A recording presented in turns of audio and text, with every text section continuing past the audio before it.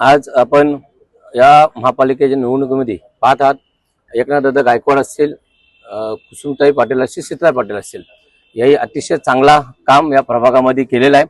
तसंच आमदार प्रशांत ठाकूर साहेबांच्या माध्यमातून अनेक आमदार निधीतून कामे झाली। तसेच 25-15च्या माध्यमातून मुख्यमंत्री सहाय्यक निधीतून अनेकशी कामे झाली।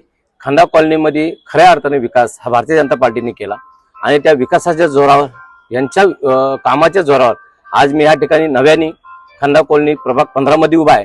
तर मी यांच्यासोबत फिरत असताना लोकांचा जो प्रतिसाद आहे त्या ज्या जोरावर या ठिकाणी मला निवडून येण्याची दाट शक्यता आहे आणि निवडून आल्यानंतर आम्ही चारी मंडळी, चारी नगरसेवक म्हणून एकजुटीने खंदा कॉलनीची जी काही कामं राहिली असतील, कारण येत्या 3 वर्ष प्रशासक असल्यामुळं प्रशासकाच्या कालामध्ये नगरसेवक नसल्यानं त्यांना काही गोष्टी मांडता आल्या नव्हत्या आणि नगरसेवक नसल्यामुळं प्रशासनाला जास्त काम करता आलं नाही।